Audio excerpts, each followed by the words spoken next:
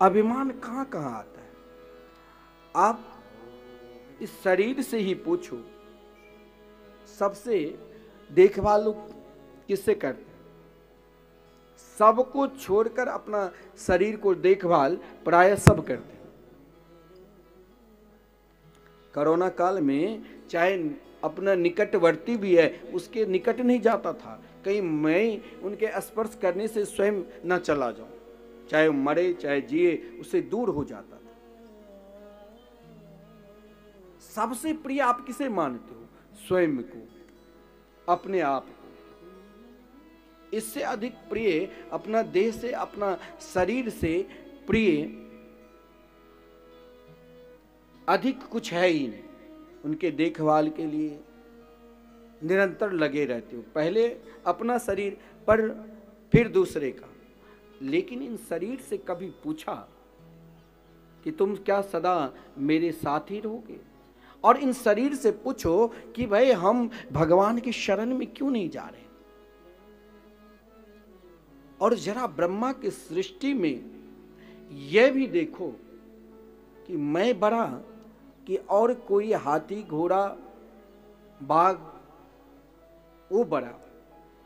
आपको लगेगा कि हम मानव शरीर प्राप्त किए हैं, हम ही सर्वश्रेष्ठ है, हमसे बड़ा कोई है ही नहीं। लेकिन यह आपका अभिमान है। यह अभिमान जिस दिन छूट जाए, और यह अभिमान वैसे छूटेगा भी नहीं। महाराज ऐसा ऐसा अभिमानी है जो, महाराज मैं कभी कभी सोचता हूं कि धर्म क्या है अपने आप में और अधर्म क्या है, और धर्म के मार्ग पर चलने वाले प्राणी के अंदर यदि ईर्षा है, द्वेष भावना है, तो सही में वो धर्म कर रहा है कि अधर्म कर रहा है? मेरी दृष्टि से तो महा अधर्म में ही अभी डूब रहा है। चाहे आप लाखों का व्यय कर लो, लेकिन स्वयं को अपने आप भी एकांत में सोचो ना कि हम स्वयं को अभिमान अपने शरीर पर करते हैं। तो एक बार यही शरीर के अभिमान ना आवे तो सभा हुई, जिस सभा में सब आए थे, वहां पर महाराज उन सभा में पशु भी है और मनुष्य भी थे। हमारी प्रवृत्ति पशु वृत्ति है या हमारे प्रवृत्ति मनुष्य वृत्ति है? अगर हम पशु वृत्ति हैं तो अभी मेरे ऊपर सत्संग का कुछ प्रभाव ही नहीं पड़ा, और हम सही में मनुष्य वृत्ति एकमात्र हो गए तो फिर मेरे अंदर वैर भाव रहा ही नहीं। वैर भाव मेरे अंदर कहीं रहेगा ही नहीं। हमारे आश्रम में कोई अगर जाता है ना, तो मुझसे मैं वहाँ पर ये नहीं कि वहाँ के मैं महामंडलेश्वर हूँ। बहुत लोग कहते हैं, देखिए जब मैं महामंडलेश्वर बना, आजकल महामंडलेश्वर बन जाता है तो सोना चांदी के सिंहासन पर बैठकर हजारों शिष्य, 2-4 शिष्य महाराज, ये महामंडलेश्वर है। और मैं जब 2004 में उज्जैन का कुंभ हुआ तो सभी संतों के द्वारा हमारे गुरुदेव ने कहा मुझे इनको ही बनाना है। तो उन लोगों को आश्चर्य लगा कि भाई इतने छोटे, बहुत छोटे से बालक है, क्या ये संत बन पाएगा? मेरे गुरुदेव ने कहा नहीं, आप लोग बनाइए। उस समय करीब 750 भारत वर्ष के संपूर्ण महामंडलेश्वर जगत गुरु सब उपस्थित होते हैं जो कोई बनता। लेकिन मुझे आज तक लगा ही नहीं कि पद क्या है। जब दासत्व रूप हम स्वीकार किए हैं तो एक परंपरा है, समाज में महंत बना, महामंडलेश्वर, द्वाराचार्य, जगत गुरु। लेकिन यदि आपका अभिमान है कि हम बहुत बड़े हो चुके हैं तो आपका पतन भी निश्चय ही होगा। स्वयं आप अपने आप में जो देखो ना, कोई आता है धर्मशाला में, मैं उनको भी देखने जा, गौशाला में अगर गौ की चारा में देर होती है मैं दौड़ कर चला जाता हूँ। मंदिर में पुजारी समय लगा तो मैं स्वयं वस्त्र भी बदल देता हूँ। लोगों को भोजन कराओ, सेवा करो, ये भाव रखो, सेवा भाव रखो। अगर आपके अंदर ये सेवा भाव तभी उत्पन्न होगा जब ये जो एक अभिमान है, देहाभिमान, और जब तक आपके अंदर यह अभिमान रहेगा तब तक आप कृष्ण भक्ति में प्रवेश ही नहीं कर सकते। श्री कृष्ण भक्ति में तो आपके अंदर दीनता आनी चाहिए। कई जगह जाता हूं, कहते महाराज ये बहुत खर्चा किया कथा में, 20 लाख 25 लाख। मैं कहता वाह, लेकिन आप इतने साधारण क्यों रहते? मैंने कहा मैं इससे आगे सीखा ही नहीं बड़ापन क्या होता है। हमारे आश्रम में भी कई लोग बोलते हैं, मैंने कहा मुझे ये दिखाना ही नहीं है। साधु समाज में मुझसे कहते हैं कि आप परिषद के चतुर्थ संप्रदाय विरक्त वैष्णव परिषद में आ जाइए, आप उनका अध्यक्ष बनिए। मैंने कहा नहीं महाराज, आप लोग बनकर रहिए, मुझे भजन में बाधा नहीं करना है। मेरा तो एक ही उद्देश्य है कि श्रीधाम वृंदावन में हमारे गुरुदेव ने कहा था सब कुछ छूट जाए तो छूट जाए, लेकिन ये संकीर्तन कभी ना छूटे। इससे अधिक प्रयास करना कि संकीर्तन से लोग जुड़े। मैंने कहा महाराज कोई एक दिन कराता है, 2 दिन, 1 माह, यहाँ अखंड कीर्तन 24 घंटे कराना। एक महात्मा करीब 110 वर्ष के हैं, मेरे पास ठीक 5 बजे सुबह पहुँच गए और वो फूट फूट कर रोने लगे कि महाराज मुझे देवराहा, श्री देवराहा बाबा के आदेश, श्री हनुमान प्रसाद पोद्दार जी के आदेश, श्री भाई श्री के आदेश, सबके आदेश से मैंने संकीर्तन कराया, लेकिन अब कीर्तन करने वाला कोई मिल नहीं रहा है। मेरे जो आश्रम के जो ट्रस्टी है उसने कीर्तन बंद करा दिया। मैं सोचा इतने बड़े बुजुर्ग सन्यासी महात्मा मेरे पैर छू रहे। मैं कहा महाराज आप ये क्या कर रहे हो? बोली कीर्तन बंद ना हो तो एक दिन वो हर माह हिमांशु जाते हैं उनके आश्रम में, कहे 1 कीर्तनिया की खर्चा मैं दूंगा हर माह। एक संकीर्तन करने वो महात्मा पता नहीं बड़े वयोवृद्ध है, लेकिन हर महीने फोन कर देंगे कि जल्दी आओ ले जाओ। क्योंकि मैंने कहा आपके ऊपर इतने बड़े बड़े महापुरुष के संग किए हैं जो ब्रह्मर्षि से कम नहीं थे। बोले तब भी संकीर्तन सब नहीं करा पाते हैं। बहुत सुगम और सरल ये धर्म है जिसमें आपको संकल्प लेने की भी जरूरत नहीं, केवल मन में बोलना है मुझे हरि नाम संकीर्तन कराना है, भगवत भजन करना है, वही आपका संकल्प है और वही फल है। लेकिन इसके लिए हमें भी परीक्षित बनना पड़ेगा। परीक्षित ने अपने आप को संपूर्ण राज्य को त्याग दिया, संपूर्ण सुख को त्याग दिया और गंगा किनारे वो भी अन्न जल को त्याग दिया।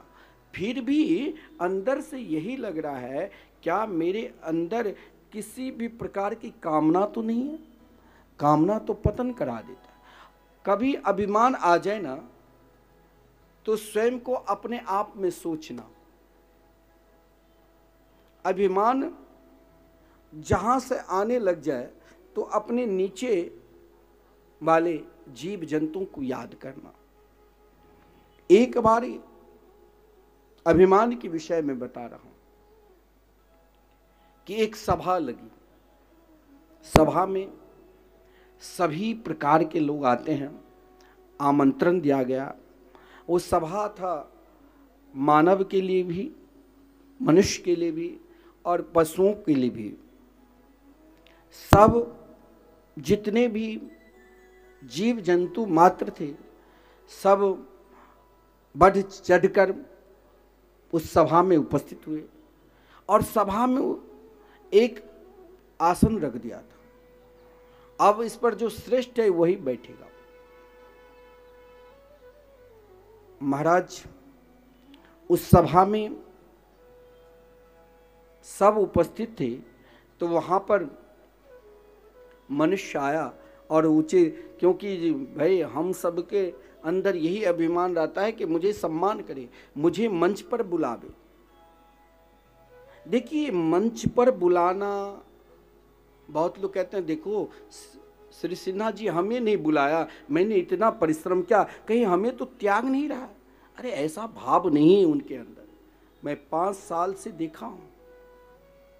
आपको लगता होगा कि वो बहुत बड़ा धनवान है, पैसा वाले हैं, लेकिन उसके अंदर मैं निकट से देखा हूं, लेस मात्र भी अभिमान नहीं है। आपको लगता होगा लेकिन नहीं है। अगर अभिमान होता तो भागवत कराते ही नहीं, कुछ और कराते। अभिमान उन व्यक्ति के अंदर होता है जो केवल हम ही आगे रहे, आरती के बाद कहीं किसी कोने में बैठ जाते। लेकिन ये हमारे अंदर की कमी है। जब मनुष्य वहां पर पहुंचा तो विशाल सिंहासन पर बैठने लग गए, तो उस मनुष्य के झुंड में जो सबसे बड़ा था मानव वहां पर बैठा। वहां ज्यों ही बैठने की कोशिश की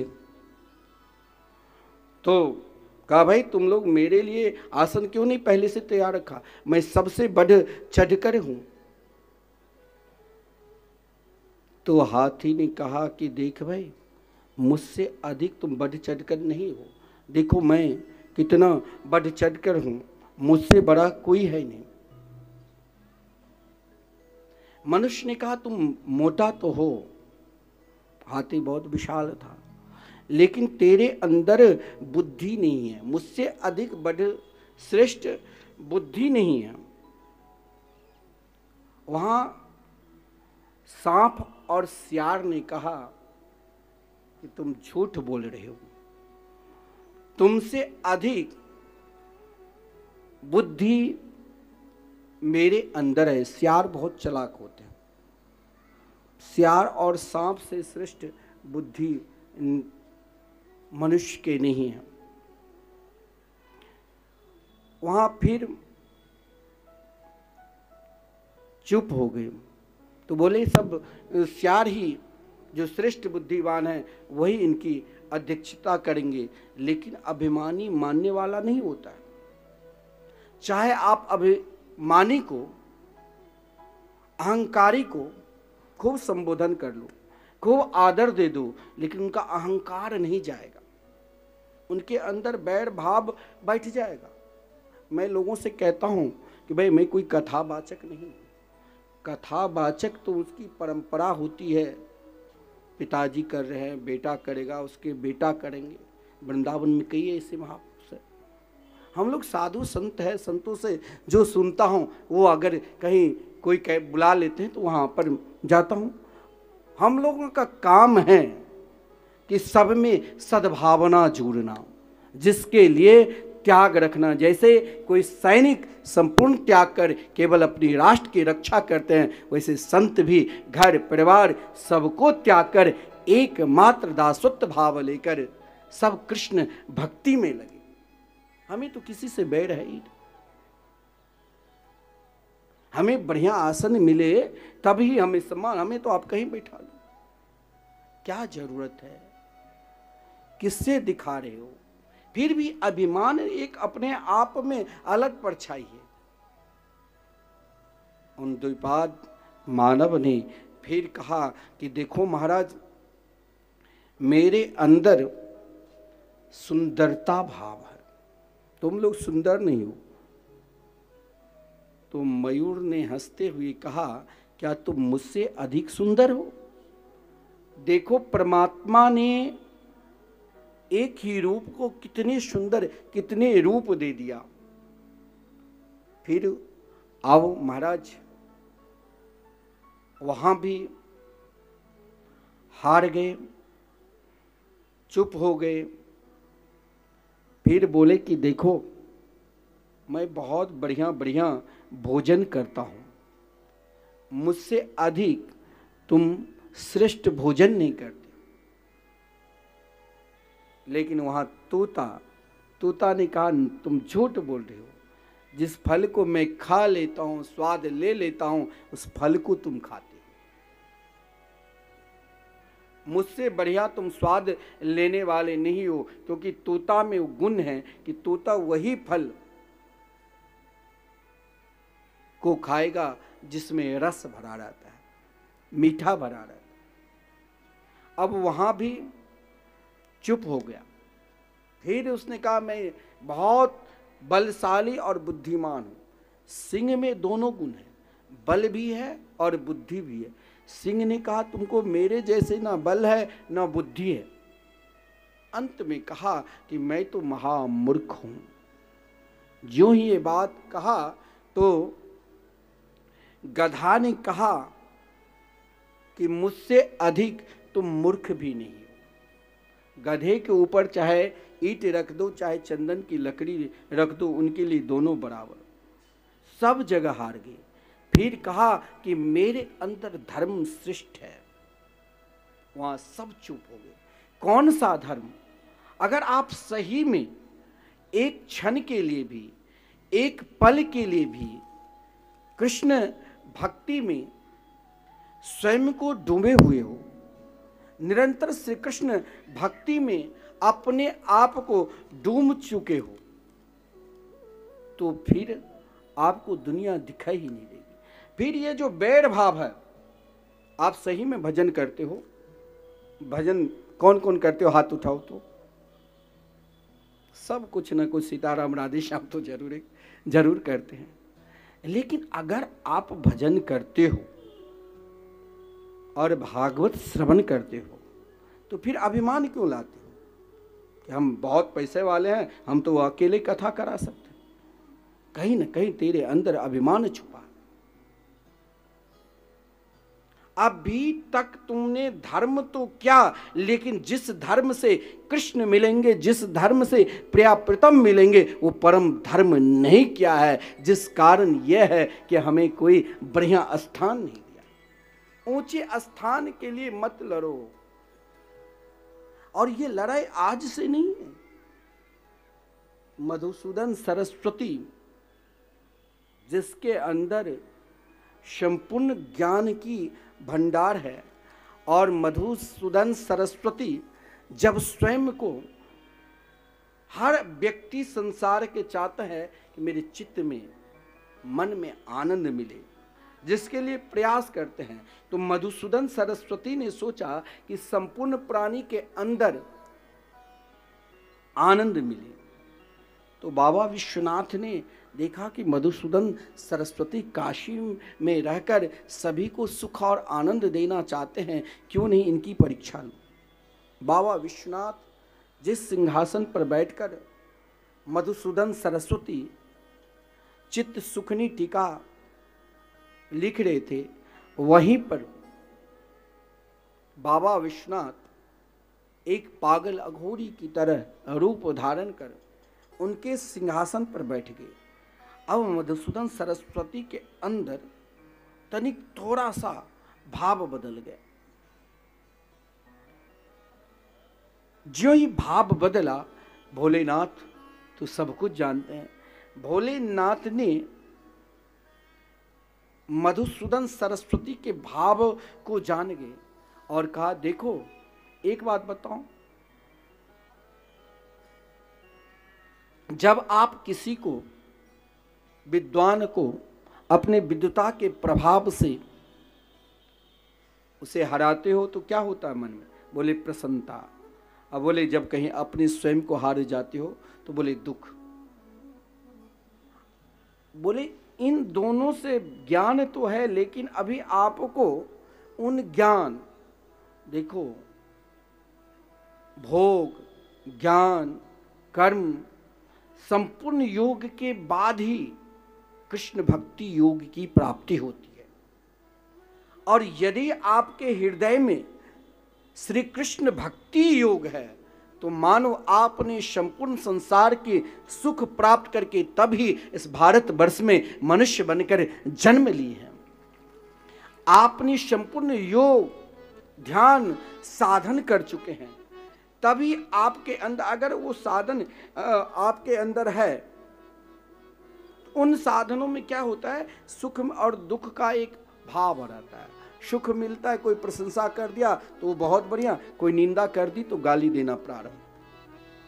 लेकिन भागवत श्री कृष्ण भक्ति वो है, बाबा विश्वनाथ ने जो एक अघोरी के रूप धारण, अवधूत महापुरुष के रूप धारण कर मधुसूदन सरस्वती से कहा, आप इतने बड़े ज्ञानी क्यों नहीं कृष्ण भक्ति में डूब जाते हो। और श्री कृष्ण भक्ति को डूबने के लिए मंत्र भी दिया।